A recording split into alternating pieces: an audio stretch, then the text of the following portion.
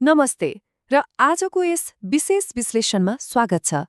आज हामी रोबर्ट कियोसाकीको विश्व प्रसिद्ध सिद्धान्तहरूमा डुबुल्की मार्दैछौँ। खास गरी जीवनभर पैसाको पछि भाग्ने मानसिकतालाई कसरी बदल्ने र उल्टै पैसालाई चाहिँ आफ्नो लागि कसरी काम गराउने भन्ने रोचक विषयमा हामी चर्चा गर्नेछौँ। यो प्रस्तुतिमा हामी मुख्यतया 6वटा खण्डहरूमा ध्यान केन्द्रित गर्नेछौँ। 2 बुबा र उनीहरूका 2 मानसिकता, ऱ्याट रेसबाट उम्किने उपाय, सम्पत्ति र दायित्व बीचको फरक, आफ्नो व्यवसायमा ध्यान दिने तरिका, अवसरको सृजना र अन्त्यमा पैसाको लागि नभई सिक्नको लागि काम गर्ने सिद्धान्त। साँचो अर्थमा सम्पत्ति निर्माण गर्न चाहने जोकैका लागि यो एउटा स्पष्ट मार्गदर्शक बन्नेछ।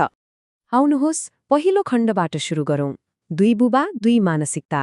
पैसा र सफलतालाई हेर्ने हाम्रो सम्पूर्ण दृष्टिकोणलाई आकार दिने मुख्य विरोधाभास नै यहीँबाट सुरु हुन्छ। यो बिन्दुले एउटा गजबको कुरा प्रश्न पार्छ। औपचारिक शिक्षा धेरै हुनु भनेको आर्थिक रूपमा साक्षर हुनु पटक्कै होइन। यहाँ 2 फरक मानसिकताको रोचक भिडन्त देख्न सकिन्छ। एकातिर धेरै पढे लेखेका गरिब बुबा हुनुहुन्छ जसले सधैँ सुरक्षित जागिर र निश्चित तलबको मात्र खोजी गर्नुभयो। तर अर्कोतिर कम पढेर पनि व्यापारिक चुनौतीहरूलाई खुशी साथ स्वीकार्ने र पैसालाई नै आफ्नो लागि काम गराउने धनी बुबा हुनुहुन्छ। अब जाउँ दोस्रो खण्डमा, ऱ्याट रेसबाट उम्कने। सम्पत्ति कसरी बन्छ भनेर बुझ्नु अघि धेरैजसो मानिसहरूलाई जीवनभर आर्थिक सङ्घर्षमा फसाइराख्ने त्यो डरलाग्दो मनोवैज्ञानिक जाललाई बुझ्न एकदमै जरुरी छ। साँचो आर्थिक स्वतन्त्रता पाउनबाट रोक्ने ठ्याक्कै त्यही मनोवैज्ञानिक चक्रलाई ऱ्याट रेस भनिन्छ। यो यस्तो अनन्त र थकाउने चक्र हो जहाँ मानिसहरू एकातिर गरिब भइने डर र अर्कोतिर विलासिताको लोभले गर्दा निरन्तर तलबको लागि मात्रै काम गरिरहन्छन्। अचम्मको कुरा त के छ भने जति धेरै आम्दानी बढ्छ त्यति नै खर्च पनि बढाउँदै लगिन्छ अनि मानिसहरू यो गोलचक्करबाट कहिले बाहिर निस्कनै सक्दैनन्।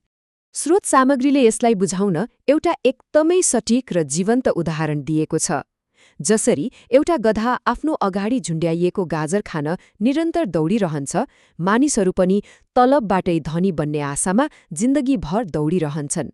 तर वास्तविकतामा त्यो गाजर वा त्यो धनी बन्ने सपना केवल एउटा भ्रम मात्र हो, जुन तलबको भरमा कहिल्यै पूरा हुँदैन। त्यसो भए पैसालाई कसरी स्वतन्त्र रूपमा काम गराउने त? यसको प्रारम्भिक पाठ एउटा साधारण कमिक बुक व्यवसायबाट सिक्न सकिन्छ। कल्पना गर्नुहोस् त, पसलबाट फ्याँकिएका पुराना कमिक बुकहरू जम्मा गरेर बच्चाहरूलाई भाडामा दिने, अनि त्यो चलाउन एउटा म्यानेजर राखेपछि आफू त्यहाँ उपस्थित नभइकन पनि हरेक हप्ता पूर्ण रूपमा निष्क्रिय अर्थात् प्यासिभ इन्कम गर्न सकिन्छ। पैसाले कसरी पैसा कमाउँछ भन्ने यो एउटा उत्कृष्ट उदाहरण हो। अब तेस्रो खण्डमा प्रवेश गरौँ, सम्पत्ति विरुद्ध दायित्व। यहाँ हामी धनी र मध्यम वर्गको पैसा खर्च गर्ने बानीमा रहेको आधारभूत भिन्नतालाई एकदमै स्पष्ट रूपमा निहाल्नेछौँ। एम्पायर स्टेट बिल्डिङ जस्तो विशाल भवन बनाउन जसरी धेरै गहिरो जग खन्नुपर्छ, त्यसरी नै सम्पत्ति जोगाइराख्नको लागि वित्तीय साक्षरताको गहिरो ज्ञान हुनुपर्छ। सन् 1923 का धेरैजसो धनाढ्य व्यापारीहरूले पछि गएर आफ्नो सबै सम्पत्ति गुमाउनुको मुख्य कारण नै उनीहरूसँग पैसालाई टिकाएर राख्ने बलियो जग नहुनु थियो। केवल 6 इन्चको सामान्य जगले ठूलो महल धान्न सक्दैन, होइन र? यो तथ्यले एउटा निकै महत्त्वपूर्ण यथार्थ देखाउँछ। साँचो अर्थमा सम्पत्ति निर्माण गर्नेहरूले सधैँ यस्तो कुरा किन्छन् जसले उनीहरूलाई थप आम्दानी दिन्छ।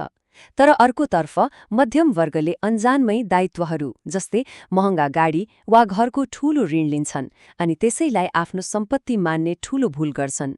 उनीहरू आफ्नो आम्दानी सिधै खर्चमा सकाउँछन्। यसलाई KISS अर्थात् कीप इट सिम्पल स्टुपिड सिद्धान्तबाट एकदमै सरल रूपमा बुझ्न सकिन्छ। नियम एकदम सिधा छ।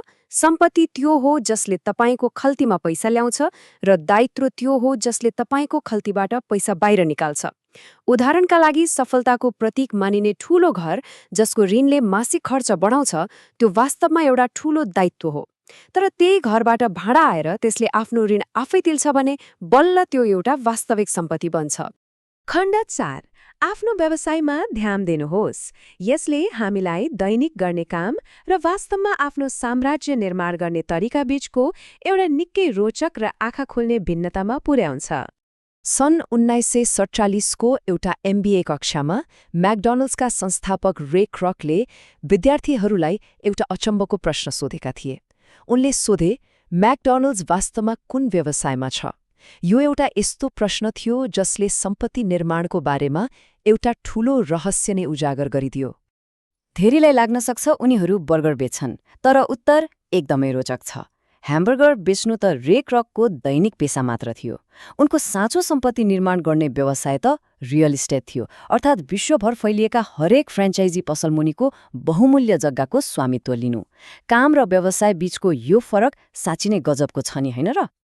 त्यसैले साँच्चीकै धनी बन्न चाहने हो भने यस्ता सम्पत्तिहरूमा भारी ध्यान दिनुपर्छ। दैनिक रूपमा आफ्नो भौतिक उपस्थिति आवश्यक नपर्ने व्यवसायहरू, रियल इस्टेट, साना कम्पनीका स्टकहरू वा बन्डहरू नै साँचो सम्पत्ति हुन्। यी माध्यमहरूले कहिल्यै नथाक्ने इमान्दार कर्मचारीको रूपमा 24 घण्टा आम्दानी उत्पन्न गरिरहन्छन्। आफू सुतिरहेको बेला पनि पैसा आइरहने प्रणाली बनाउनु नै मुख्य कुरा हो। अब अघि बढौं खण्ड 5 तर्फ, सम्पत्ति र अवसरको सृजना। यहाँ हामी आर्थिक रूपमा साक्षर दिमागले कसरी अरूले नदेखेका अवसरहरूलाई चिनेर लगभग शून्यबाटै पैसा सृजना गर्न सक्छ भन्ने कुरा हेर्नेछौँ। एउटा निकै घटलाग्दो घटना छ। क्यासफ्लो गेम खेल्दाखेरि एकजना खेलाडीले चिट्ठामा एउटा डुङ्गा जितिन्। सुरुमा त उनी खुसी भइन्, तर जब उनले थाहा पाइन् कि त्यसको कर र मर्मत खर्चले उल्टै उनको खल्ती रित्तो बनाउँछ, उनी एकदमै रिसाइन् र त्यो डुङ्गा फिर्ता गरेर पैसा मागिन्। यो कथाले के देखाउँछ भने आर्थिक साक्षरता नहुँदा सुनौलो अवसर पनि ठूलो बोझ जस्तो लाग्न सक्छ। त्यसैले त भनिन्छ नि, हाम्रो दिमाग नै हाम्रो सबैभन्दा ठूलो सम्पत्ति हो। $40,000 सुन्दा अचम्म लाग्न सक्छ, तर यो त्यही करमुक्त सम्पत्तिको ठेकै रकम हो जुन 1990 को दशकमा एरिजोनाको रियल इस्टेट मन्दीको बेला मात्र 5 घण्टाभित्र सृजना गरिएको थियो। $20,000 मा एउटा घर किनेर तुरुन्तै $60,000 बेचेर बिना कुनै कडा शारीरिक परिश्रम, दिमागको प्रयोगले यो रकम शून्यबाटै कमाइएको थियो। र अब हामी आइपुगेका छौं अन्तिम र एकदमै महत्त्वपूर्ण खण्ड 6 मा। सिक्नको लागि काम गर्नुहोस्। आफ्नो करियर र रोजगारीलाई कसरी रणनीतिक रूपमा अगाडि बढाउने भन्ने कुरा यहाँ जोडिएको छ। एक पटक एकदमै प्रख्यात लेखक बन्न चाहने एक प्रतिभाशाली पत्रकारलाई कसैले आफ्नो किताबको राम्रो मार्केटिङ गर्न सामान्य सेल्सको तालिम लिन सल्लाह दियो, तर उनी त्यो सल्लाह सुनेर असाध्यै रिसाइन्। यहाँ बुझ्नुपर्ने कुरा के हो भने कुनै खास कुरामा प्रतिभाशाली वा ट्यालेन्टेड हुनु मात्र कहिल्यै पर्याप्त हुँदैन। आफ्नो सिपलाई बजारमा कसरी बेच्ने र व्यापार कसरी सञ्चालन गर्ने भन्ने कला सिक्नु त झनै आवश्यक छ। सुरक्षित जागिर खोज्नुको सट्टा स्वयं रबर्टको आफ्नै जीवन यात्रालाई हेरौं। उनी सुरुमा नेतृत्व र उडान सिक्न मरिनमा सामेल भए, त्यसपछि आफ्नो लज्जालुपन हटाउन र सेल्स सिक्न जेरक्स कम्पनीमा काम गरे, र अन्त्यमा ती सबै सिकेका सिपहरूलाई आफ्नै कम्पनी स्थापना गरेर सम्पत्ति निर्माणमा लगाए। यसको मतलब सफलताको बाटो भनेको पैसाको लागि होइन, बरु नयाँ र उच्च मूल्य भएका सिपहरू सिक्नको लागि रणनीतिक रूपमा काम गर्नु हो। हाम्रो यस विश्लेषणको अन्त्यमा आइपुग्दा एउटा निकै गहिरो प्रश्नले हामी सबैलाई सोच्न बाध्य बनाउँछ। के मानिसहरू केवल पैसाको लागि जीवनभर मेसिन जस्तै काम गरिरहेका छन्, वा बुद्धिमानीपूर्वक पैसालाई आफ्नो लागि काम गराइरहेका छन्? एक पटक शान्त भएर आफैलाई सोध्नुहोस्, के तपाईँका दैनिक प्रयासहरूले साँच्चै स्थायी सम्पत्ति निर्माण गरिरहेका छन्, वा अन्जानमै थप दायित्वहरूको भार मात्र थपिरहेका छन्? स्रोत सामग्रीको यो विश्लेषणले यहाँहरूलाई आर्थिक रूपमा अझै साक्षर र स्वतन्त्र बन्न पक्कै पनि प्रेरित गर्नेछ भन्ने हामीलाई विश्वास छ।